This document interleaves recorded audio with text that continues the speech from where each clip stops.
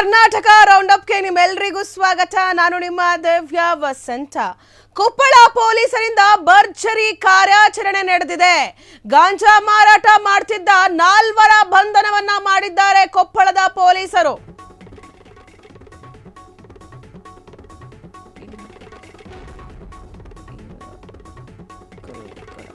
ಇರಕಲ್ಗಡ ಗ್ರಾಮದಲ್ಲಿ ಮಾರಾಟ ಮಾಡುತ್ತಿದ್ದವರ ಬಂಧನ. ನಿಂಗಪ್ಪ ಗುರಿಕಾರ 50 ವರ್ಷ, ಮಾರುತಿ ಗುರಿಕಾರ 28 ವರ್ಷ, ರವಿ ಗುರಿಕಾರ 20 ವರ್ಷ, ನಾಗಪ್ಪ ಕುದರಿಮೂತಿ 38 ವರ್ಷ ಬಂಧಿತರಾಗಿದ್ದಾರೆ. ಬಂಧಿತರಿಂದ 630 ಗ್ರಾಂ ಗಾಂಜಾ ಹಾಗೂ 5 ಗಾಂಜಾದ ಗಿಡವನ್ನ ಜಪ್ತಿ ಮಾಡಿಕೊಂಡಿದ್ದಾರೆ. ಕೊಪ್ಪಳ ಗ್ರಾಮೀಣ ಠಾಣೆಯಲ್ಲಿ ಪ್ರಕರಣ ದಾಖಲಾಗಿದೆ. ಈತ ಗಂಗಾವತಿಯಲ್ಲಿ ಗಾಂಜಾ ಸೇವಿಸುತ್ತಿದ್ದ 4 ಜನರನ್ನ ಅರೆಸ್ಟ್ ಮಾಡಿದ್ದಾರೆ. ಅವ್ರ ಮೇಲೆ ಕೇಸ್ ಕೂಡ ದಾಖಲಾಗಿದೆ. ಗಂಗಾವತಿ ಗ್ರಾಮೀಣ ಠಾಣೆಯಲ್ಲಿ ಪ್ರಕರಣ ದಾಖಲಾಗಿದೆ.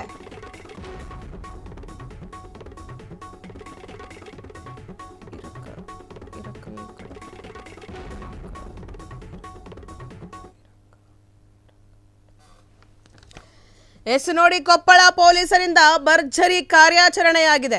ಗಾಂಜಾ ಮಾರಾಟ ಮಾಡುತ್ತಿದ್ದ 4 ಬಂಧನವನ್ನ ಮಾಡಿದ್ದಾರೆ ಕೊಪ್ಪಳದ ಪೊಲೀಸರು. ಇರಕಲ್ಗಡ ಗ್ರಾಮದಲ್ಲಿ ಮಾರಾಟ ಮಾಡ್ತಿದ್ರು. ಈ 4 ಏನಿದ್ದಾರೆ ಅವರು ಇರಕಲ್ಗಡದಲ್ಲಿ ಗಾಂಜಾವನ್ನ ಮಾರಾಟ ಮಾಡ್ತಿದ್ರು. ಆ ಗ್ರಾಮದಲ್ಲಿ ನೀವು ನೋಡ್ತಿರ್ಬೋದು, ಗುರಿಕಾರ ಅಂತ ಹೇಳಿ ಅವ್ರಿಗೆ 50 ವರ್ಷ ಆಗಿದೆ. ಹಾಗೆ ಮಾರುತಿ ಅನ್ನೋರಿಗೆ 28 ವರ್ಷ, ಹಾಗೆ ರವಿ ಗುರಿಕಾರ 20 ವರ್ಷ, ನೀವೆಲ್ಲಿ ಗಮನಿಸ್ತಿರ್ಬೋದು ಅದೇ ವ್ಯಕ್ತಿ. ಆ್ಯಂಡ್ ನಾಗಪ್ಪ ಕುದರಿ ಮೋತಿ ಅಂತ ಹೇಳಿ ಅವ್ರಿಗೆ 38 ವರ್ಷ. ಈ 4 ಏನು ಮಾಡ್ತಿದ್ರು, ಇರಕಲ್ಗಡ ಗ್ರಾಮದಲ್ಲಿ ಗಾಂಜಾವನ್ನ ಮಾರಾಟ ಮಾಡ್ತಿದ್ರು. ಬಂಧಿತರಿಂದ ಈ 4 ಬಂಧಿಸಿದ್ದಾರಲ್ಲ ಪೊಲೀಸರು, ಅವರಿಂದ ಸುಮಾರು 630 ಗ್ರಾಂ, ಬರೋಬ್ಬರಿ 1 kgಗೆ ಇನ್ನೊಂದು 300 kg ಕಮ್ಮಿ ಇದೆ ಅಷ್ಟೇ. 630 ಗ್ರಾಮ್ನಷ್ಟು ಗಾಂಜಾವನ್ನ ಹಾಗೂ ಗಾಂಜಾದ ಗಿಡವನ್ನ ಜಪ್ತಿ ಮಾಡ್ಕೊಂಡಿದ್ದಾರೆ. ಇನ್ನು ಕೊಪ್ಪಳ ಠಾಣೆಯಲ್ಲಿ ಈ ಪ್ರಕರಣ ದಾಖಲಾಗಿದೆ. ಮತ್ತೆ ಇತ್ತ ಗಂಗಾವತಿ ನದಿ ದಡದಲ್ಲಿ ಕುತ್ಕೊಂಡು ಗಂಗಾವತಿಯಲ್ಲಿ ಯಾರು ಗಾಂಜಾವನ್ನ ಸೇರ್ತಿದ್ರು ಆ 4 ಮಂದಿಗಳ ಮೇಲೂ ಕೂಡ ಕೇಸನ್ನ ದಾಖಲು ಮಾಡಿದ್ದಾರೆ. ಯಾರ್ಯಾರು ಗಾಂಜಾ ಹೊಡಿತಿದ್ರು ಅವ್ರ ಮೇಲೂ ಕೂಡ ಕೇಸನ್ನ ದಾಖಲು ಮಾಡ್ಕೊಳ್ಳಾಗಿದೆ. ಇತ್ತ ಗಂಗಾವತಿಯಲ್ಲಿ ಗಾಂಜಾ ಸೇವಿಸ್ತಿದ್ದ 4 ಮಂದಿ ಮೇಲೆ ಕೇಸ್ ದಾಖಲಾಗಿದೆ. ಗಂಗಾವತಿ ಗ್ರಾಮೀಣ ಠಾಣೆಯಲ್ಲಿ ಪ್ರಕರಣ ದಾಖಲಾಗಿರುವಂಥದ್ದು. ನೋಡಿ, ಹಿರಿಯರು ಮಕ್ಕಳಿಗೆ ಬುದ್ಧಿಯನ್ನು ಹೇಳಬೇಕು. ಇವರೇ ಆದರೆ ಗುರಿಕಾರ, ನಿಂಗಪ್ಪ ಗುರಿಕಾರ ಅಂತ ಹೇಳಿ ಇವರು ಕೂಡ ಈ ಪ್ರಕರಣದಲ್ಲಿ ಶಾಮೀಲಾಗಿದ್ದಾರೆ. ಇನ್ನು ಯಾರು 38 ವರ್ಷದ ನಾಗಪ್ಪ ಅವರು ಕೂಡ, ಈತ ಯುವಕ 20 ವರ್ಷ, ಇವನಿಗೆ ರವಿ ಅಂತ ಅನ್ನೋನಿಗೆ, ಇವನು ಕೂಡ ಈ ಪ್ರಕರಣದಲ್ಲಿ ದಾಖಲಾಗಿರುವಂಥದ್ದು. ದೊಡ್ಡವರು ಹಿರಿಯರು ಮಕ್ಕಳಿಗೆ ಬುದ್ಧಿ ಹೇಳಬೇಕು. ಇಂಥವರೇ ಇಬ್ಬರು ಯಂಗ್ಸ್ಟರ್ಸ್ಗಳನ್ನ, ಯುವಕರನ್ನ ಇಟ್ಕೊಂಡು ಗಾಂಜಾವನ್ನ ಮಾರಾಟವನ್ನ ಮಾಡಿಸ್ತಿದ್ರು. ನೀವಿಲ್ಲಿ ಗಮನಿಸ್ಬೋದು, ಈ 4 ಜನದ ಟೀಮ್, ಈ 4 ಜನರನ್ನ ಕೊಪ್ಪಳ ಪೊಲೀಸರು ಹಿಡಿದು ಹಾಕಿದ್ದಾರೆ. ಭರ್ಜರಿ ಕಾರ್ಯಾಚರಣೆಯನ್ನ ಮಾಡಿದ್ದಾರೆ. ಮೇ ಬಿ ಗ್ರಾಮಸ್ಥರು ಯಾರಾದ್ರೂ ಮಾಹಿತಿಯನ್ನ ಕೊಟ್ಟಿರ್ತಾರೆ, ಇವರು ಹಾವಳಿಗಳನ್ನ ತಡ್ಕೊಳಕ್ಕಾಗದೆ ಗಾಂಜಾ ಹೊಡೆದ್ಬಿಟ್ಟು ಸುಮ್ಮನೆ ತೆಪ್ಪಗಿರ್ತಾರೆ, ಇವರು ತುಂಬ ಹಾವಳಿಯನ್ನ ಕೊಟ್ಟಿರ್ತಾರೆ ಗ್ರಾಮದಲ್ಲಿ. ಹೀಗಾಗಿ ಇವರು ಮಾಡ್ತಿದ್ದಂತಹ ಎಲ್ಲ ಕೆಲಸಗಳನ್ನ ಪೊಲೀಸರಿಗೆ ತಿಳಿಸಿ ಗ್ರಾಮಸ್ಥರೇ ಹಿಡಿದು ಕೊಟ್ಟಿದ್ದಾರೆ ಅನ್ಸುತ್ತೆ. ನೀವು ಗಮನಿಸ್ಬೋದು, ಇತ್ತ ಗ್ರಾಮಸ್ಥರು ಕೂಡ ಇದ್ದಾರೆ. ಪೊಲೀಸರು ಭರ್ಜರಿಯಾದ ಕಾರ್ಯಾಚರಣೆಯನ್ನು ಮಾಡಿರುವಂಥದ್ದು. ಇನ್ನು ಇವರಿಂದ 630 ಗ್ರಾಂ ಗಾಂಜಾವನ್ನು ವಶಪಡಿಸ್ಕೊಂಡಿದ್ದಾರೆ. ಅದಲ್ಲದೆ 4 ಗಿಡವನ್ನು ಕೂಡ ಹಾಕಿದ್ರಂತೆ, ಗಾಂಜಾ ಗಿಡವನ್ನು. ಈ ಹೊಲಗಳಲ್ಲಿ ಆ ಕಡೆ ಈ ಕಡೆ ಎಲ್ಲ ಬದಿಗಳಲ್ಲಿ ಹಾಕ್ಬಿಟ್ರೆ ಗಾಂಜಾ ಗಿಡ ಕಾಣಿಸಲ್ವಲ್ಲ, ಹಾಗೆ ಗಾಂಜಾ ಗಿಡವನ್ನು ಕೂಡ ಹಾಕಿದ್ರಂತೆ ಇವರು. ಅದನ್ನೂ ಕೂಡ ವಶಕ್ಕೆ ಪಡೆದಿದ್ದಾರೆ ಪೊಲೀಸರು.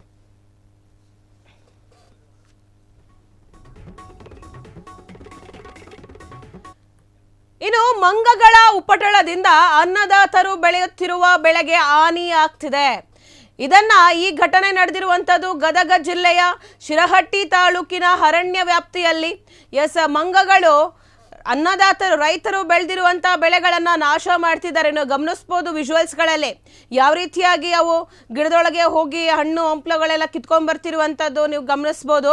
ಶಿರಹಟ್ಟಿ ತಾಲೂಕಿನ ಅರಣ್ಯ ವ್ಯಾಪ್ತಿಯ ಶೆಟ್ಟಿಕೆರೆ, ಚಬ್ಬಿ ಸೇರಿದಂತೆ ಹಲವು ಗ್ರಾಮಗಳಲ್ಲಿ ಈ ಘಟನೆ ನಡೆದಿದೆ. ಇದರಿಂದ ಬೇಸತ್ತ ಅನ್ನದಾತರು ಮಂಗಗಳ ಹಾವಳಿಯನ್ನು ನಿಯಂತ್ರಿಸುವಂತೆ ಬಟ್ಟೂರ ಗ್ರಾಮ ಪಂಚಾಯಿತಿ, ಅರಣ್ಯ ಇಲಾಖೆ, ಕಂದಾಯ ಇಲಾಖೆ, ಜಿಲ್ಲಾಧಿಕಾರಿಗಳಿಗೆ ಮನವಿಯನ್ನ ಮಾಡಿದ್ರೂ ಸಹ ಯಾರೊಬ್ಬರು ಸ್ಪಂದಿಸುತ್ತಿಲ್ಲ ಅಂತ ಹೇಳಿ ಆಕ್ರೋಶವನ್ನ ಹೊರಹಾಕಿದ್ದಾರೆ ಅನ್ನದಾತರು. ಇನ್ನು ಅರಣ್ಯ ಇಲಾಖೆಯವರು ಹಾಗೂ ಗ್ರಾಮ ಪಂಚಾಯಿತಿಯವರು ಇದುವರೆಗೂ ನಮಗೆ ನಮಗೆ ಅಂದ್ರೆ ಅವ್ರಿಗೆ ಸಂಬಂಧಪಟ್ಟಿದ್ದಲ್ಲ ಅಂತ ಹೇಳಿ ಕೈ ಚೆಲ್ಲಿದ್ದಾರೆ ಅಂತ ಹೇಳಿ ಹೇಳ್ತಿದ್ದಾರೆ ಅನ್ನದಾತರು. ಇನ್ನು ಹಾರೈಕೆ ಉತ್ತರವನ್ನು ಕೊಡ್ತಿದ್ದಾರೆ ಅದ್ರ ಬಗ್ಗೆ. ಇನ್ನು ಮಂಗಗಳ ಹಾವಳಿಯನ್ನು ತಡೀರಿ ಅಂತ ಹೇಳಿದ್ರೆ ಈ ಪಂಚಾಯಿತಿಯವರು ಹಾಗೂ ಅರಣ್ಯ ಇಲಾಖೆಯವರು ನಮ್ಮನ್ನು ಆರೈಕೆ ಮಾಡುವಂಥ ಒಂದು ಉತ್ತರವನ್ನು ಕೊಡ್ತಿದ್ದಾರೆ. ಹಾಗಾದರೆ ಮಂಗಗಳ ಉಪಟಳವನ್ನು ತಡೆಗಟ್ಟೋರು ಯಾರು ಅಂತ ಹೇಳಿ ರೈತರು ಪ್ರಶ್ನೆಯನ್ನು ಮಾಡ್ತಿದ್ದಾರೆ. ಇತ್ತ ಮಂಗಗಳಿಗೆ ಹೊಡೆಯಂಗೂ ಇಲ್ಲ, ಸಾಯಿಸಂಗೂ ಇಲ್ಲ. ಸಾಯಿಸಿದ್ರೆ ಅರಣ್ಯ ಅಧಿಕಾರಿಗಳು ಅರೆಸ್ಟ್ ಮಾಡ್ತಾರೆ. ಪ್ರಾಣಿ ಪಕ್ಷಿಗಳನ್ನ ಹಿಂಸಿಸಂಗಿಲ್ಲ. ಅವು ಕಾಡು ಬಿಟ್ಟು ನಾಡಿನಟ್ಟ ಬರ್ತಿದ್ದಾವೆ ಅಂತಂದರೆ ಅದಕ್ಕೆ ಅರಣ್ಯ ಅಧಿಕಾರಿಗಳೇ ಏನಾದರೂ ಒಂದು ಉಪಾಯ ಮಾಡಬೇಕು. ಅದನ್ನು ಬಿಟ್ಟು ಅವರು ಮಾಡ್ತೀವಿ ಇರಿ ಹಂಗೆ ಹಿಂಗೆ ಅಂತಂದರೆ ರೈತರಿಗೆ ಎಲ್ಲಿ ಹೋಗಬೇಕು? ಅವ್ರು ಕಷ್ಟಪಟ್ಟು ಮಳೆ ನೋಡದೆ, ಬಿಸಿಲು ನೋಡದೆ ಹಾಕಿರ್ತಾರೆ. ಇನ್ನು ಇವಾಗಂತೂ ಭಾರಿ ಮಳೆ ಬರ್ತಿದೆ. ಈ ಮಳೆಯಲ್ಲೂ ಕೂಡ ಬೆಳೆಯನ್ನು ರಕ್ಷಣೆ ಮಾಡಬೇಕು ಅಂದರೆ ರೈತರಿಗೆ ಎಷ್ಟು ಕಷ್ಟ ಆಗ್ತಿರುತ್ತೆ. ಇದನ್ನು ಅಧಿಕಾರಿಗಳು ಕೂಡ ಪಂಚಾಯಿತಿ ಗ್ರಾಮ ಪಂಚಾಯಿತಿಯವರು, ಅರಣ್ಯ ಅಧಿಕಾರಿಗಳು ಎಲ್ಲರೂ ಕೂಡ ಇದ್ರ ಬಗ್ಗೆ ಗಮನವನ್ನು ಹರಿಸಬೇಕು. ಈ ಕಡೆ ನೀವು ಈ ಕಡೆ ಪ್ರಾಣಿಗಳ ರಕ್ಷಣೆನೂ ಆಗಬೇಕು. ಈ ಕಡೆ ರೈತರು ಬೆಳೆದಿರುವಂಥ ಬೆಳೆಗಳು ಕೂಡ ಹಾನಿ ಆಗಬಾರ್ದು. ನೀವು ಗಮನಿಸ್ಬೋದು ಯಾವ ರೀತಿಯಾಗಿ ಮಂಗಗಳು ಮೇ ಬಿ ಅದು ಕಡಲೆ ಬೀಜದ ಗಿಡ ಅನಿಸುತ್ತೆ, ಅದನ್ನು ಕಿತ್ಕೊಂಡು ಹೋಗ್ತಿದ್ದಾವೆ. ಅದನ್ನು ಕಿತ್ತಿ ಹಾಕ್ತಿರ್ಬೇಕು ಮಂಗಗಳು. ನೀವಿಲ್ಲಿ ಗಮನಿಸ್ಬೋದು. ಏನು ರೈತರ ಕಷ್ಟಕ್ಕೆ ಇಲ್ಲಿ ಬೆಲೆ ಇಲ್ದಂಗೆ ಆಗುತ್ತೆ. ಅವ್ರಿಗೆ ಆ ಮಂಗಗಳು ಈ ಥರ ಮಾಡಿದ್ರೆ ಅವು ಮೂಕ ಪ್ರಾಣಿಗಳು, ಅವಕ್ಕೆ ತಿನ್ನಬೇಕು, ಅದಕ್ಕೆ ಬರ್ತವೆ. ಇದ್ರ ಬಗ್ಗೆ ಅರಣ್ಯ ಅಧಿಕಾರಿಗಳು ಕೂಡ ಗಮನ ಹರಿಸಿ ಒಂದು ಕ್ರಮ ತಗೊಂಡ್ರೆ ಈ ಕಡೆ ರೈತರಿಗೂ ಒಳ್ಳೇದಾಗುತ್ತೆ, ಮಂಗಗಳಿಗೂ ಒಳ್ಳೇದಾಗುತ್ತೆ. ಪಾಪ ಅವೇನು ಮಾಡ್ತವೆ ಮಂಗಗಳು, ಅವಕ್ಕೂ ತಿನ್ನಕ್ಕೆ ಬೇಕು, ಅದಕ್ಕೆ ಈ ಕಡೆ ಬರ್ತವೆ.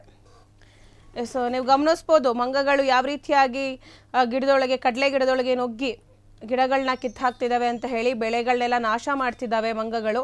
ಸೊ ಇದರಿಂದ ರೈತರು ಕೂಡ ಬೇಸತ್ತೋಗಿದ್ದಾರೆ. ಅವರು ಏನೂ ಮಾಡೋಕ್ಕಾಗಲ್ಲ. ಈ ಕಡೆ ಗ್ರಾಮ ಪಂಚಾಯಿತಿಯವ್ರಿಗೆ ಎಲ್ಲರ ಗಮನಕ್ಕೆ ತಗೊಂಡು ಬಂದರೂ ಕೂಡ ಅಧಿಕಾರಿಗಳು ಏನೂ ಮಾಡ್ತಿಲ್ಲ ಅಂದಾಗ ಏನು ಮಾಡ್ತಾರೆ ಪಾಪ ರೈತರು? ಅವಕ್ಕೆ ಹೊಡಿಯೋಕ್ಕೂ ಆಗಲ್ಲ, ಹೊಡಿಯೋಕ್ಕೆ ಮನಸ್ಸೂ ಬರಲ್ಲ, ಹಂಗೆ ಮಾಡಂಗೂ ಇಲ್ಲ. ಪಾಪ ಮೂಕ ಪ್ರಾಣಿಗಳು ಅವಕ್ಕೇನು ಗೊತ್ತಾಗ್ತವೆ, ಅವಕ್ಕೆ ತಿನ್ನಕ್ಕೆ ಬೇಕು. ಈ ಅಧಿಕಾರಿಗಳು ಅಂತ ಹೇಳಿ ಸರ್ಕಾರದವರು ದುಡ್ಡು ಕೊಟ್ಟು ನೇಮಕ ಮಾಡಿರ್ತಾರಲ್ಲ, ಇಂಥವ್ರು ಕೆಲಸ ಮಾಡಬೇಕು. ಅವರು ಕೆಲಸ ಮಾಡದೆ ಟೈಮ್ ಪಾಸ್ ಮಾಡ್ಕೊಂಡು ಏನೋ ಮಾಡ್ತೀವಿ, ಅವಾಗ ಮಾಡ್ತೀವಿ, ಇವಾಗ ಮಾಡ್ತೀವಿ, ಅವು ಇನ್ನೊಂದು ಸತಿ ಬರಲ್ಲ ಅಂತ ಹೇಳಿ ಸುಮ್ಮನೆ ಹಾರೈಕೆ ಮಾತುಗಳನ್ನ ಆಡಿ ಕಳಿಸ್ತಿದ್ದಾರೆ. ಸೊ ಇದರಿಂದ ರೈತರು ಬೇಸತ್ತೋಗಿ ಇವಾಗ ಯಾರು ನಮಗೆ ನ್ಯಾಯ ಕೊಡಿಸೋರು ಅಂತ ಹೇಳಿ ಕೇಳ್ತಿದ್ದಾರೆ.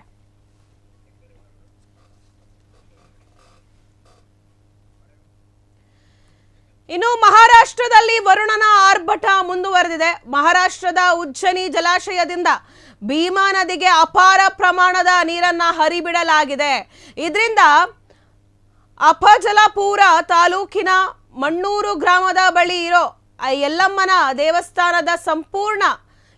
ದೇವಸ್ಥಾನ ಸಂಪೂರ್ಣ ಜಲಾವೃತ್ತಿಯಾಗಿದೆ. ನೀವು ಗಮನಿಸ್ಬೋದು ಯಾವ ರೀತಿಯಾಗಿ ನೀರು ಬರ್ತಿದೆ ಅಂತ ಹೇಳಿ, ಯಾವ ರೀತಿಯಾಗಿ ನೀರಿನ ಮಟ್ಟ ತುಂಬೋಗಿದೆ ಅಂತ ಹೇಳಿ ಫುಲ್ ಜಲಾವೃತಿ ಆಗಿದೆ ದೇವಸ್ಥಾನವೇ. ಇತ್ತೀಚೆಗೆ ನಾವು ಗಮನಿಸ್ಬೋದು ಸೋಷಿಯಲ್ ಮೀಡಿಯಾದಲ್ಲೂ ಕೂಡ ಯಲ್ಲಮ್ಮ ದೇವಿಯ ದೇವಸ್ಥಾನ ಏನಿದೆ ಅದು ಫುಲ್ ಜಲಾವೃತಿ ಆಗಿರುವಂಥದ್ದನ್ನು.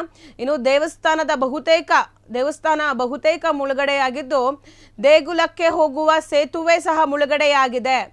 ಈ ಹಿನ್ನೆಲೆಯಲ್ಲಿ ದೇವರ ದರ್ಶನಕ್ಕೆ ಭಕ್ತರಿಗೆ ನಿಷೇಧ ಕೂಡ ಹೇರಲಾಗಿದೆ.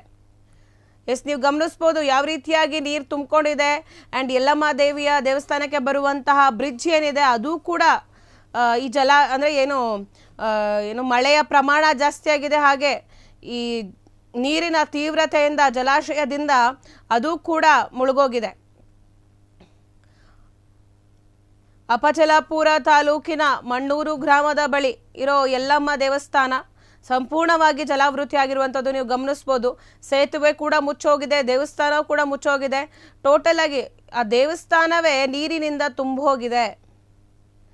ಇನ್ನು ನೀರು ಕಮ್ಮಿ ಆಗಿ ಮತ್ತೆ ದೇವಸ್ಥಾನವನ್ನು ಜೀರ್ಣೋದ್ಧಾರ ಮಾಡಬೇಕು ಅಂತಂದರೆ ಅದಕ್ಕೂ ಕೂಡ ಟೈಮ್ ಹಿಡಿಯುತ್ತೆ. ನೀವು ನೋಡ್ಬೋದು ವರುಣನ ಆರ್ಭಟ ಈ ರೀತಿ ಯಾವ ರೀತಿಯಾಗಿದೆ ಅಂತ ಹೇಳಿ. ಮಹಾರಾಷ್ಟ್ರದಲ್ಲಿ ವರುಣನ ಆರ್ಭಟ ಜೋರಾಗಿದೆ. ಹೀಗಾಗಿ ತುಂಬಿ ಹರಿಯುತ್ತಿರುವ ಭೀಮಾ ನದಿ ಮಣ್ಣೂರು ಯಲ್ಲಮ್ಮನ ದೇವಸ್ಥಾನ ಮುಳುಗಡೆ ಆಗಿರುವಂಥದ್ದು. ಅಲ್ಲಿ ಮಹಾರಾಷ್ಟ್ರದಲ್ಲಿ ಮಳೆಯ ಆರ್ಭಟ ಮುಂದುವರೆದಿದೆ. ಜೊತೆಗೆ ಅಲ್ಲಿನ ಉಜ್ಜಯಿನಿ ಜಲಾಶಯ ಏನಿದೆ ಅಲ್ಲಿಂದ ಭೀಮಾ ನದಿಗೆ ಅಪಾರ ಪ್ರಮಾಣದಲ್ಲಿ ನೀರನ್ನು ಹರಿಬಿಡಲಾಗ್ತಿದೆ. ಇನ್ನು ಅಲ್ಲೂ ಕೂಡ ನೀರು ತುಂಬಿಕೊಂಡಿದೆ. ಅಲ್ಲೂ ಏನು ಮಾಡೋಕ್ಕಾಗುತ್ತೆ, ಅದಕ್ಕೆ ಭೀಮಾ ನದಿಗೆ ಅಪಾರ ಪ್ರಮಾಣದ ನೀರನ್ನು ಹರಿಬಿಡ್ತಿದ್ದಾರೆ. ಸೊ ಹೀಗಾಗಿ ಎರಡೂ ಕಡೆ ನೀರು ತುಂಬಿಕೊಂಡಿರೋದ್ರಿಂದ ನೋಡಿ ಯಾವ ರೀತಿಯಾಗಿ ದೇವಸ್ಥಾನ ಯಲ್ಲಮ್ಮ ದೇವಿಯ ದೇವಸ್ಥಾನ ಕೂಡ ನೀರಿನಲ್ಲಿ ಮುಚ್ಚೋಗಿದೆ.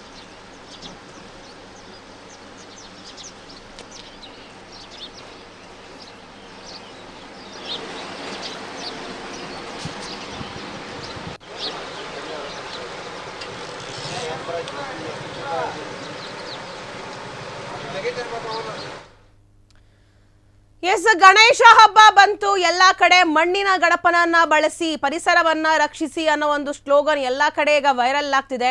ಪರಿಸರ ಸಂರಕ್ಷಣಾವಾದಿಗಳು ಕೂಡ ಮಣ್ಣಿನ ಗಣಪತಿಯನ್ನೇ ಬಳಸಿ ಅಂತ ಹೇಳಿ ಎಲ್ಲ ಕಡೆ ಪ್ರಚಾರವನ್ನ ಮಾಡ್ತಿದ್ದಾರೆ. ಇದ್ರ ಜೊತೆಗೆ ಸರ್ಕಾರ ಎಷ್ಟೇ ನಿಗಾ ವಹಿಸಿದ್ರು ಈ POP ಗಣೇಶಗಳೇನಿದೆ, ಗಣೇಶ ಮೂರ್ತಿಗಳನ್ನ ನಿಷೇಧಿಸಿದ್ರು ಕೂಡ ಅಲ್ಲಿಂದಲ್ಲಿ ಎಲ್ಲೋ ಒಂದೊಂದು ಕಾಣಿಸ್ಕೋತಿರುತ್ತೆ. ಎಸ್, ಪರಿಸರ ಹಾನಿಕಾರಕ POP ಗಣೇಶ ಮೂರ್ತಿಗಳಿಗೆ ನಿಷೇಧ ಹೇರಿದ್ರೂ ಕೂಡ ಕೆಲವು ಮೂರ್ತಿಕಾರರು ಜಿಲ್ಲಾಡಳಿತದ ಕಣ್ಣನ್ನ ತಪ್ಪಿಸಿ ವಿಗ್ರಹಗಳನ್ನ ತಯಾರು ಮಾಡ್ತಿದ್ದಾರೆ. ಇಂತಹ ಮೂರ್ತಿಗಳ ಖಚಿತ ಮಾಹಿತಿ ಮೇರೆಗೆ ಧಾರವಾಡದಲ್ಲಿ ಕಾರ್ಯಾಚರಣೆ ನಡೆಸಿ POP ವಿಶೇಷ ಕಾರ್ಯಪಡೆ ಧಾರವಾಡದಲ್ಲಿ ಹಾಗೂ ಹೆಬ್ಬಳ್ಳಿಯಲ್ಲಿ 91 ಮೂರ್ತಿಗಳನ್ನು ಸೀಸ್ ಮಾಡಿದ್ದಾರೆ. ಧಾರವಾಡದ ಜಿಲ್ಲಾಧಿಕಾರಿ ದಿವ್ಯಪ್ರಭು ಆದೇಶದಂತೆ ರಚಿಸಿದ ಕಾರ್ಯಪಡೆ ಸದಸ್ಯರಾದ ಪರಿಸರ ಇಲಾಖೆಯ ಪ್ರಾದೇಶಿಕ ಅಧಿಕಾರಿ ಜಗದೀಶ್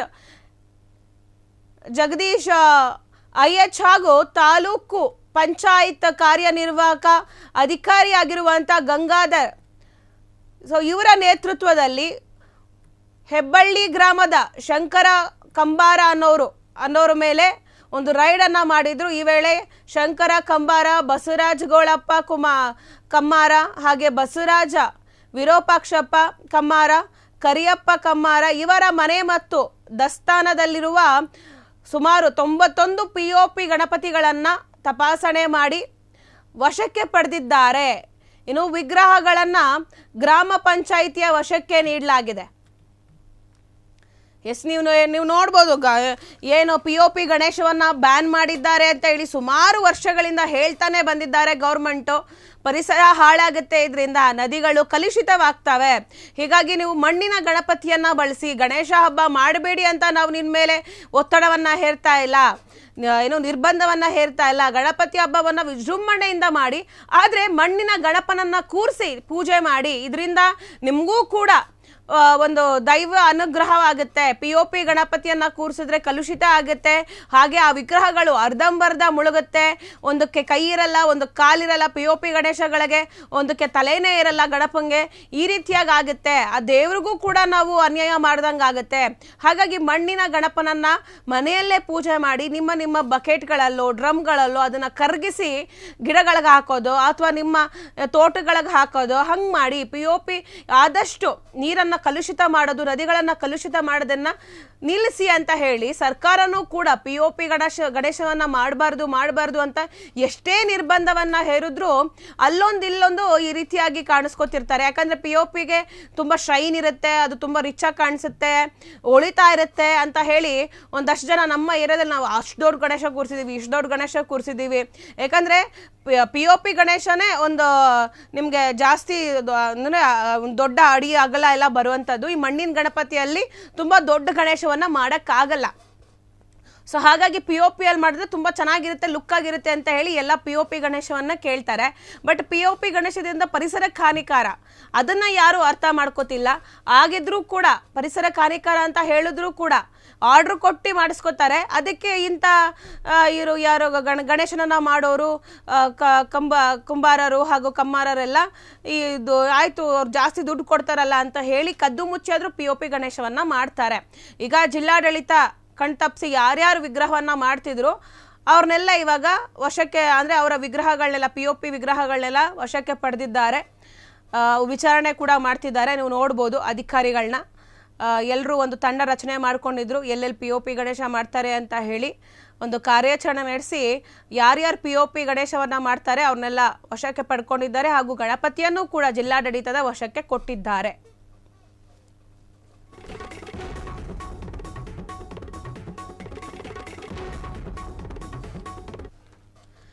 ಇನ್ನು ಟ್ರ್ಯಾಕ್ಟರ್ ಜಗ್ಗುವ ಸ್ಪರ್ಧೆ ವೇಳೆ ಅಂಬೇಡ್ಕರ್ ಭವನದ ಮೇಲ್ಛಾವಣಿ ಕುಸಿದು ಬರೋಬ್ಬರಿ 5 ಮಂದಿ ಯುವಕರು ಗಾಯಗೊಂಡಿದ್ದಾರೆ.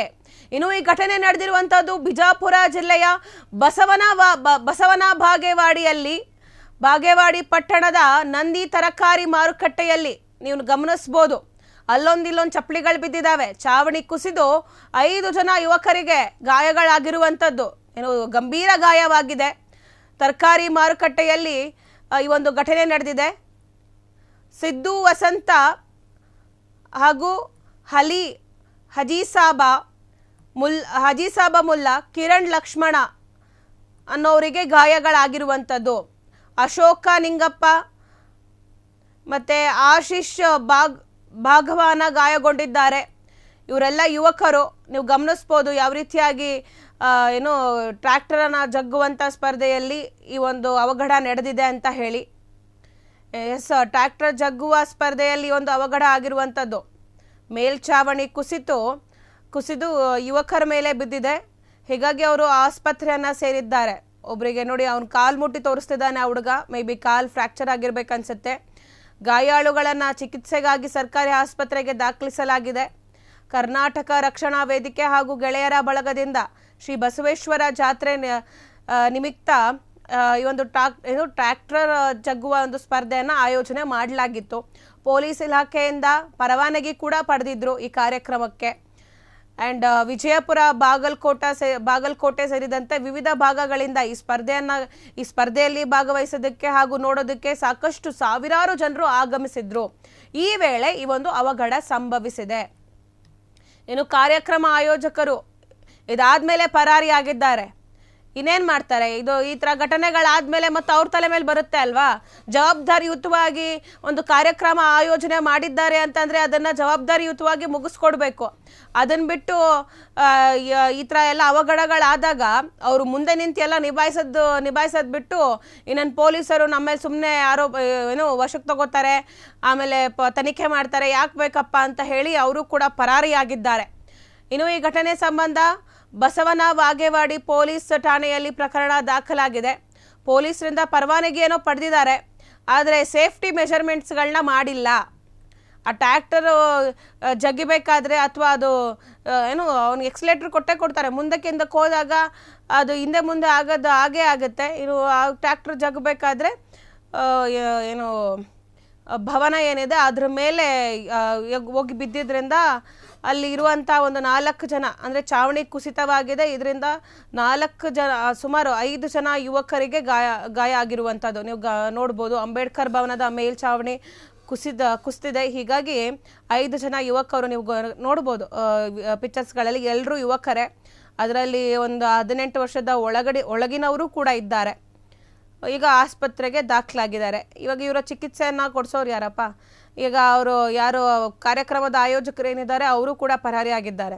ಇನ್ನು ದೂರದ ಊರುಗಳಿಂದ ಜನರು ಬರ್ತಿದ್ರು ಈ ಒಂದು ಕಾರ್ಯಕ್ರಮವನ್ನು ನೋಡೋದಕ್ಕೆ. ಅದ್ರ ಜೊತೆಗೆ ಸ್ಪರ್ಧೆ ಮಾಡೋದಕ್ಕೂ ಕೂಡ ಒಂದಷ್ಟು ಜನ ಬರ್ತಿದ್ರು. ಸೊ ಹೀಗಿರ್ಬೇಕಾದ್ರೆ ಕೆಲವೊಂದಷ್ಟು ಸೇಫ್ಟಿ ಮೆಷರ್ಮೆಂಟ್ಸ್ಗಳನ್ನ ಮಾಡ್ಕೋಬೇಕಾಗಿತ್ತು. ಸೊ ಅವ್ರು ಅದನ್ನು ಮಾಡದೆ ಹೆಂಗೆಂಗೋ ಒಂದು ಕಾರ್ಯಕ್ರಮವನ್ನು ಆಯೋಜನೆ ಮಾಡಿದ್ದಾರೆ. ಈ ವೇಳೆ ನೋಡಿ, ಆ ಕಡೆ ಒಂದು ಇದು ಟ್ರ್ಯಾಕ್ಟರ್ ಇದೆ, ಈ ಕಡೆ ಒಂದು ಟ್ರ್ಯಾಕ್ಟರ್ ಇದೆ. ಸೊ ಇಬ್ಬರು ರಭಸದಿಂದ ಎಳಿತಿರ್ತಾರೆ. ಆಗ ಇಬ್ರಿಗೂ ಬ್ಯಾಲೆನ್ಸ್ ಆಗಿರಲ್ಲ, ಅದು ಹೋಗಿ ಅಂಬೇಡ್ಕರ್ ಭವನಕ್ಕೆ ಡಿಕ್ಕಿ ಹೊಡೆದಿರ್ಬೇಕನ್ಸುತ್ತೆ. ಸೊ ಹೀಗಾಗಿ ಮೇಲ್ಛಾವಣಿ ಕುಸಿದಿದೆ. ಮೇಲ್ಛಾವಣಿ ಕುಸಿದು 5 ಜನ ಯುವಕರಿಗೆ ತೀವ್ರ ಗಾಯಗಳಾಗಿರುವಂಥದ್ದು. ಎಲ್ಲರೂ ಹಾಸ್ಪಿಟ್ಲ್ಗೆ ಅಡ್ಮಿಟ್ ಆಗಿದ್ದಾರೆ.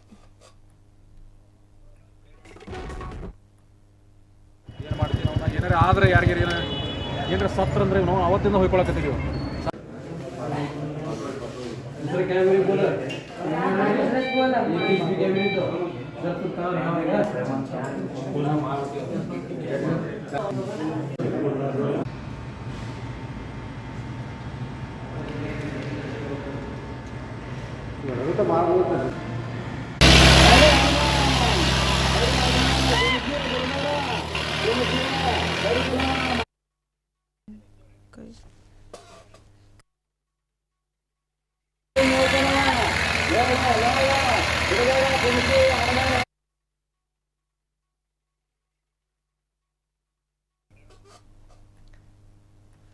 ಇನ್ನು ಹಬ್ಬಗಳು ಸಮಾಜದಲ್ಲಿ ಸೌಹಾರ್ದತೆ ಸಾಮರ್ಥ್ಯವನ್ನ ಉಂಟು ಮಾಡಬೇಕು. ಗೌರಿ ಗಣೇಶ ಹಬ್ಬವನ್ನ ನೂರಾರು ವರ್ಷಗಳಿಂದ ಆಚರಿಸುತ್ತಾ ಬಂದಿದ್ದೇವೆ. ಹಬ್ಬಗಳು ಸಂಭ್ರಮ ಸಡಗರ ಹೆಚ್ಚಿಸುವಂತಿರಬೇಕು. ಗೌರಿ ಗಣೇಶ ಹಬ್ಬ ಪ್ರತಿಷ್ಠಾಪನೆ ವೇಳೆ ಮಾರ್ಗಸೂಚಿಗಳನ್ನು ಕಡ್ಡಾಯವಾಗಿ ಪಾಲಿಸಬೇಕು ಅಂತ ಹೇಳಿ ಸರ್ಕಾರ ಈಗ ಆದೇಶವನ್ನು ಹೊರಡಿಸಿದೆ. ಸರ್ಕಾರದ ನಿಯಮಾನುಸಾರ ಶಾಂತಿ ಸೌಹಾರ್ದತೆಗೆ ಧಕ್ಕೆ ಬಾರದಂತೆ ಸಾಂಪ್ರದಾಯಿಕ ಹಬ್ಬವಾದ ಗೌರಿ ಗಣೇಶ ಹಬ್ಬವನ್ನು ಆಚರಣೆ ಮಾಡಬೇಕು. ಸರ್ಕಾರದ ಸರ್ಕಾರ ಅನಗತ್ಯ ಕ್ರಮ ಕೈಗೊಂಡಿದೆ ಎಂದು ಸರ್ಕಲ್ ಇನ್ಸ್ಪೆಕ್ಟರ್ ಆಗಿರುವಂತ ಅನಿಲ್ RP ಅವರು ತಿಳಿಸಿದ್ದಾರೆ. ತುಮಕೂರು ಜಿಲ್ಲೆ ಕೊರಟಗೆರೆ ತಾಲೂಕಿನ ಹೊಳವನಹಳ್ಳಿ ಗ್ರಾಮದ ಉಪ ಪೊಲೀಸ್ ಠಾಣಾ ಆವರಣದಲ್ಲಿ ಹಿಂದೂ ಮುಸ್ಲಿಂ ಸಮುದಾಯದ ಮುಖಂಡರುಗಳ ಸಮ್ಮುಖದಲ್ಲಿ ಏರ್ಪಡಿಸಿದ್ದ ಗೌರಿ ಗಣೇಶ ಹಬ್ಬ ಆಚರಣೆ ಕುರಿತು ಸಭೆ ನಡೆಸಿದ್ದಾರೆ. ಅವರು ಹಬ್ಬಗಳು ನಮ್ಮ ಸಂಸ್ಕೃತಿ ಪರಂಪರೆಯ ಪ್ರತೀಕವಾಗಿ ನಮ್ಮ ಆಚರಣೆಗಳು ಸಂಭ್ರಮ ಹೆಚ್ಚಿಸುವಂತಿರಬೇಕು. ಸಂಭ್ರಮದ ಜೊತೆಗೆ ಸುರಕ್ಷತೆಯ ದೃಷ್ಟಿಯಿಂದ ಸರ್ಕಾರ ಹಲವಾರು ಮಾರ್ಗಸೂಚಿಗಳನ್ನು ನೀಡಿದ್ದು, ಗೌರಿ ಗಣೇಶ ಪ್ರತಿಷ್ಠಾಪನೆ ವೇಳೆ ಪ್ರತಿಷ್ಠಾಪನೆ ವೇಳೆ ಈ ಸೂಚನೆಗಳನ್ನ ಕಡ್ಡಾಯವಾಗಿ ಪಾಲಿಸಬೇಕು. ಪೊಲೀಸ್ ಇಲಾಖೆ, ಕಂದಾಯ ಇಲಾಖೆ, ಗ್ರಾಮೀಣ ಭಾಗದಲ್ಲಿ ಗ್ರಾಮ ಪಂಚಾಯಿತಿ, ನಗರದಲ್ಲಿ ನಗರಸಭೆ, ಹಾಗೆ ಅಗ್ನಿಶಾಮಕ ಇಲಾಖೆ ಹಾಗೂ ಆರೋಗ್ಯ ಇಲಾಖೆಯ ಅನುಮತಿ ಕಡ್ಡಾಯವಾಗಿ ತೆಗೆದುಕೊಳ್ಳಬೇಕು ಅಂತ ಹೇಳಿ ತಿಳಿಸಿದ್ದಾರೆ. ನೀವು ಅದೇ ಥರ ಮಾಡಿದ್ರೆ ಚೆನ್ನಾಗಿರುತ್ತೆ. ಇಡೀ ಹೊರನಳ್ಳಿ ಪೂರ್ತಿ ಟೌನ್ ಪೂರ್ತಿ ಏನು ಗಣೇಶ ಇರ್ತೀರಾ ಎಲ್ಲ ಒಂದಿನ ಪ್ಲಾನ್ ಮಾಡಿ ಭಾಳ ಚೆನ್ನಾಗಿರುತ್ತೆ. ಥರ ತಗೋಬೇಕು ಅಂತ ಮೊದಲು ಗ್ರಾಮ ಪಂಚಾಯತಿ ಪರ್ಮಿಷನ್ ಆಗಬೇಕು, ಆಮೇಲೆ ಫೈರ್ ಡಿಪಾರ್ಟ್ಮೆಂಟ್ ಪರ್ಮಿಷನ್ ಆಗಬೇಕು, ಮತ್ತು ಬೆಸ್ಕಾಂ ಇಲಾಖೆ ಕರೆಂಟ್ ಪರ್ಮಿಷನ್ ಯೂಸ್ ಮಾಡಿದ್ರೆ ಕರೆಂಟ್ ಪರ್ಮಿಷನ್ ತಗೋಬೇಕು. ಅದಾದಮೇಲೆ ಇದು 3 ಪರ್ಮಿಷನ್ ಆದಮೇಲೆ ನಮ್ಮ ಹತ್ರ ಬರಬೇಕು. ನಮ್ಮ ಹತ್ರ ನಾವು ಒಂದು ಫಾರ್ಮ್ ಕೊಡ್ತೀವಿ. ಫಾರ್ಮ್ನ ಫಿಲಪ್ ಮಾಡಿ ಗಣಪತಿ ಇರುವಂತಹ 3 ಜನ ಆಯೋಜಕರ ಫೋಟೋ ಮತ್ತು ಆಧಾರ್ ಕಾರ್ಡು ಡೀಟೇಲ್ಸ್ನ ಫಿಲಪ್ ಮಾಡಿ ನಮ್ಗೆ ಕೊಡಬೇಕು. ಮತ್ತು ಕಂಪಲ್ಸರಿ ಯಾರು ಗಣಪತಿ ಇರಲ್ಲ ಅಲ್ಲಿ ಲೈಟ್ ಒಬ್ಬರು ಮತ್ತು ಇರಲೇಬೇಕು, ಕಂಪಲ್ಸರಿ ಇರಲೇಬೇಕು. ಮತ್ತು ಗಣಪತಿ ಮೇಲೆ ಯಾವುದೇ ರೀತಿ ಒಡವೆ ಅಥವಾ ಚಿನ್ನಾಭರಣಗಳು ಹಾಕಬಾರ್ದು. ಹಾಕಿದ್ರೆ ಅದನ್ನು ನೀವು ಜೊತೆಗೆ ಜೋಪಾನವಾಗಿ ಕಾಯ್ಕೊಬೇಕು, ಅಲ್ಲೇ ಬಿಟ್ಟು ಹೋಗಬಾರ್ದು. ಆಮೇಲೆ ತಿಂಡಿ ಹಾರಗಳನ್ನ ಹಾಕೋಬೋದು, ಅದ್ರ ಮೇಲೆ ಅಥವಾ ಏನೋ ಹಾರಗಳು ಹಾಕೋಬೋದು, ಅದನ್ನು ಹಾಕ್ಬಿಡೋದು, ಚೂರು ಮುರಿಯೋದು ಇದೆಲ್ಲ ಆಗಬಾರ್ದು. ಗಣಪತಿ ಇಟ್ಟ ಮೇಲೆ ಅಲ್ಲಿ ಯಾರ ಜವಾಬ್ದಾರಿಗೆ ಇರಬೇಕು. ಯಾವಾಗಲೂ ನೈಟ್ ಆ್ಯಂಡ್ ಡೇ ಇರಬೇಕು, ಸ್ವಯಂ ಸೇವಕರಾಗಿ ಇರಬೇಕು, ಕೆಲಸ ಮಾಡಬೇಕು. ಮತ್ತು ಗಣಪತಿ ಬಿಟ್ಟು ನೀವು ನಿಲ್ಪಾಡಿ ನೀವು ಅಲ್ಲಿ ತೊಳ್ಕೊಂಡ್ಬಿಡೋದು, ಅಲ್ಲಿ ಯಾರೋ ಬರೋದು ಏನೋ ಮಾಡೋದು, ಅವಾಗ ಅದಾಯಿತು. ಸೊ ಹಂಗಲ್ಲ, ಕಂಪಲ್ಸರಿಯಾಗಿ ಗಣಪತಿ ಇಟ್ಟ ಮೇಲೆ ಬಿಡೋವರೆಗೂ ಪರ್ಮಿಷನ್ ತಗೊಳ್ಳಿ. ಮತ್ತು ಗಣೇಶ ಮೂರ್ತಿ ಇಟ್ಟ ಸ್ಥಳದಲ್ಲಿ ರಾತ್ರಿ ಹೊತ್ತು ಮಿನಿಮಮ್ 4 ಜನ ಆದರೂ ಅಲ್ಲಿ ನೀವು ಕಾಯಬೇಕು, ಹಗಲು ಮತ್ತು ರಾತ್ರಿ.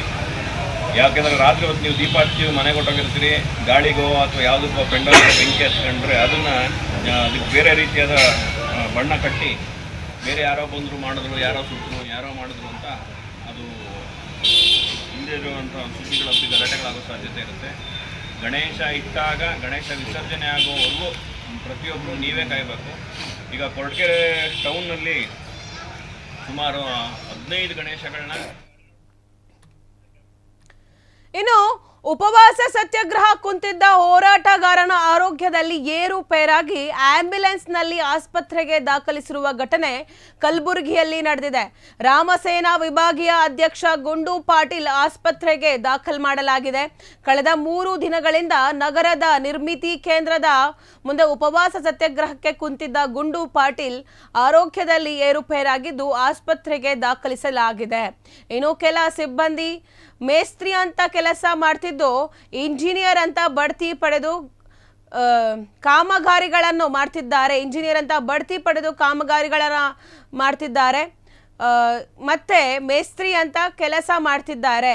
ಇನ್ನು ನಿರ್ಮಿತಿ ಕೇಂದ್ರದಲ್ಲಿ ಕೆಲಸ ಮಾಡುವ ಕೆಲವರು ಗುತ್ತಿಗೆ ಆಧಾರದ ಮೇಲೆ ಕೆಲಸ ಮಾಡ್ತಿದ್ದಾರೆ. 3 ವರ್ಷಗಳು ಮುಗಿದರೂ ರಿನಿವಲ್ ಮಾಡದೆ 4-5 ವರ್ಷಗಳಿಂದ ಹಾಗೆ ಕೆಲಸ ಮಾಡ್ತಿದ್ದಾರೆ.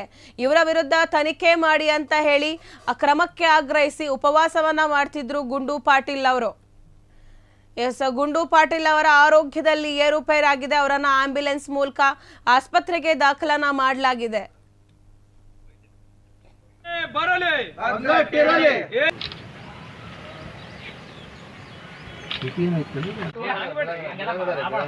पकड़ उसको अच्छा कर दो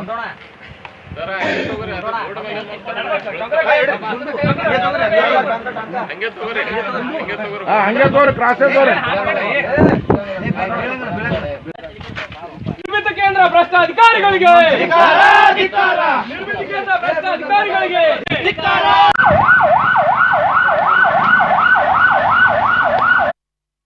ಕೆಲಸ ಆಗಬೇಕು, ಕ್ವಾಲಿಟಿ ಕೆಲಸ ಆಗಬೇಕಂತೇಳಿ ಜಿಲ್ಲಾಡಳಿತ ಪ್ರತಿಯೊಂದು ಜಿಲ್ಲೆಯಿಂದ ಜಿಲ್ಲಾಧಿಕಾರಿ ನೇತೃತ್ವದಲ್ಲಿ ಪ್ರತಿಯೊಂದು ಜಿಲ್ಲೆಗೆ ನಿರ್ಮಿತಿ ಕೇಂದ್ರ ನಿರ್ಮಿಸಿ ಆ ನಿರ್ಮಿತಿ ಕೇಂದ್ರದಿಂದ ಒಳ್ಳೆ ಕೆಲಸ ಆಗಬೇಕಂತೇಳಿ ನಿರ್ಮಿಸಿದ್ದಾರೆ. ಬಟ್ ಇವತ್ತಿನ ದಿವಸ ಅದು ಏನಾಗಿದೆ, ಬೇಲಿಯದ್ದೇ ಹೊಲ ಮೈದಾಪಲ್ಲಿ ಇವತ್ತಿನ ದಿವಸ ಆ ಯಾವ ನಿರ್ಮಿತಿ ಕೇಂದ್ರ ಜಿಲ್ಲಾಧಿಕಾರಿಗಳ ನೇತೃತ್ವದಲ್ಲಿ ನಡೀತಾರೆ ಅಂತ ಜಿಲ್ಲಾಡಳಿತದ ನೇತೃತ್ವದಲ್ಲಿ ನಡೆಯುವಂಥ ನಿರ್ಮಿತಿ ಕೇಂದ್ರದಲ್ಲಿ ಇವತ್ತಿನ ದಿವಸ ಸುಮಾರು ಕೋಟ್ಯಾನುಗಟ್ಟಲೆ ಅವ್ಯವಹಾರಗಳು ನಡೀತಾ ಇವೆ. ಇದನ್ನು ವಿರೋಧಿಸಿ ನಮ್ಮ ರಾಮಸೇನೆಯ ವಿಭಾಗೀಯ ಅಧ್ಯಕ್ಷರಾದ ಗುಂಡು ಪಾಟೀಲ್ ಅವರು ಸುಮಾರು 5 ವರ್ಷದಿಂದ ಸತತವಾಗಿ ಯಾರಿಗೆ ಬೇಕು ಅವ್ರಿಗೆ ಮನವಿ ಕೊಡ್ತಾ ಇದ್ದಾರೆ ಹಾಗೂ ಕಂಪ್ಲೇಂಟ್ ಕೊಡ್ತಾ ಇದ್ದಾರೆ. ಅದಕ್ಕೆ ಇದಕ್ಕೆ ಮೇನ್ ಇರೋಂಥ ಜಿಲ್ಲಾಧಿಕಾರಿ ಅಧ್ಯಕ್ಷರು ಅವ್ರಿಗೆ ಕೂಡ ಈ ವಿಷಯದ ಬಗ್ಗೆ ಕಂಟಿನ್ಯೂ ಹೇಳ್ತಾ ಇದ್ದಾರೆ. ಆದರೂ ಇದ್ರ ಬಗ್ಗೆ ಏನೂ ಮಾಡ್ತಾ ಇಲ್ಲ. ಇಲ್ಲಿರೋಂಥ ಸುಮಾರು ಒಂದು 5 ಜನ ಅಧಿಕಾರಿಗಳಿದ್ದಾರೆ. ಅವರು ಫೇಕ್ ಸರ್ಟಿಫಿಕೇಟ್ ತೊಗೊಂಡು ಮತ್ತು ಫೇಕ್ ಇದ್ರ ಮೇಲೆ ಇಲ್ಲಿ ಆಡಳಿತ ನಡೆಸ್ತಾ ಇದ್ದಾರೆ. ಅವ್ರ ವಿರುದ್ಧ ಅದಕ್ಕೆ ಸಂಬಂಧಿಸಿದ ದಾಖಲಾತಿಗಳ ಜೊತೆಗೆ ಕಂಪ್ಲೇಂಟ್ ಕೊಟ್ಟಿದ್ರು ಕೂಡ ಇನ್ಕ್ವೈರಿ ಕಮಿಷನ್ ಅಂತ ಮಾಡಿದ್ರು. ಆ ಇನ್ಕ್ವೈರಿ ಕಮಿಷನಲ್ಲಿ ಇವ್ರು ಕಳ್ಳರತ್ತೆ ಪ್ರೂವ್ ಆದ್ರೂ ಕೂಡ ಅವ್ರನ್ನ ತೆಗಿಯಕ್ತಾ ಇರಲ್ಲ. ಇದರಿಂದ ಏನರ್ಥ ಇದೆ ಅಂದರೆ ಇಲ್ಲಿಯ ಜಿಲ್ಲಾಧಿಕಾರಿಗಳು ಯಾವ ಈ ಇಲಾಖೆಯ ಅಧ್ಯಕ್ಷರೇ ಇವ್ರಿಗೂ ಏನು ಪಾಲು ಹೋಗ್ತಿರ್ಬೋದು ಅಂತ ನಮ್ಗೆ ಅನಿಸ್ತಾ ಇದೆ. ಸೊ ಇದನ್ನೆಲ್ಲ ವಿರೋಧಿಸಿ ಇವತ್ತಿನ ದಿವಸ ಅವರನ್ನು ತೆಗಿಬೇಕಂತೇಳಿ ನಮ್ಮ ಈ ಜಿಲ್ಲೆಯ ಏನು ವಿಭಾಗೀಯ ಅಧ್ಯಕ್ಷರು ಗುಂಡು ಪಾಟೀಲ್ ಅವರು ಸುಮಾರು 5 ದಿವಸಗಳಿಂದ ಇಲ್ಲಿ ನಿರಂತರವಾಗಿ ಉಪವಾಸ ಸತ್ಯಾಗ್ರಹ ಮಾಡ್ತಾ ಇದ್ದಾರೆ. ಜಿಲ್ಲಾಡಳಿತ ಒಬ್ಬ ಪ್ರತಿನಿಧಿ ಕೂಡ ಬಂದಿಲ್ಲ. ಅಂದರೆ ಆಡಳಿತಗಾರರಿಗೆ ಹೋರಾಟಗಾರರ ಕಣ್ಣಿಗೆ ಕಾಣಿಸ್ತಾ ಇಲ್ವಾ ಅಥವಾ ಇವ್ರೇನು ಕಿಮ್ಮತ್ತಿಲ್ವಾ? ಅದೇ ಒಂದು ಬೇರೆ ಯಾರಾದರೂ ಸಮುದಾಯದವರು ಇಲ್ಲಿ ಕೂತಿದ್ರೆ ಇವತ್ತಿನ ದಿವಸ ಯಾರು ಬೇಕೋ ಅವ್ರು ಬಂದು ನೋಡ್ತಾ ಇದ್ರು. ಯಾವ ಈ ಭ್ರಷ್ಟ ಅಧಿಕಾರಿ ಇದಲ್ಲ ಅವನು ಕೆಲವೊಂದನ್ನು ಕಡೆ ದಾಖಲಾತಿಗಳಿವೆ. ಅವ್ರು ಯಾರ್ಯಾರಿಗೋ ದುಡ್ಡು ಕೊಟ್ಟಿದ್ದಾರೆ, ಯಾವ್ಯಾವೋ ಒಂದು ಸಮುದಾಯದ ಜನರಿಗೆ ದುಡ್ಡು ಕೊಡ್ತಾ ಇದ್ದಾರೆ. ಅವೆಲ್ಲ ತಿಳ್ಕೋತ ಇದ್ರೂ ಇವ್ರು ಏನು ಮಾಡ್ತಾ ಇಲ್ಲ. ಅಂದರೆ ಇವತ್ತಿನ ದಿವಸ ನಮಗೇನು ಅನ್ನಿಸ್ತಾ ಇದೆ, ಜಿಲ್ಲಾಧಿಕಾರಿಗಳದ್ದು ಕೈವಾಡ ಇದೆ ಅಂತ ಅನ್ನಿಸ್ತಾ ಇದೆ. ನಾವು ಈ ಮುಖಾಂತರ ಹೇಳಗತ್ತಾ ಇದ್ದೀವಿ, ಕೂಡಲೇ ಇವ್ರೀಗ ಏನಾದರೂ ಆದರೆ ಇದಕ್ಕೆ ಜಿಲ್ಲಾಧಿಕಾರಿಗಳೇ ನೇರ ಹೊಣೆ ಹೊತ್ತಿದ್ದಾರೆ. ಇದಾಗಿದ್ದು ಕರ್ನಾಟಕ ರೌಂಡ್ ಅಪ್. ಮತ್ತಷ್ಟು ಸುದ್ದಿಗಳಿಗಾಗಿ ನೋಡ್ತಾ ಇರಿ ಫ್ರೀಡಮ್ ಟಿವಿ. ಇದು ಜನಸಾಮಾನ್ಯರ ಶಕ್ತಿ.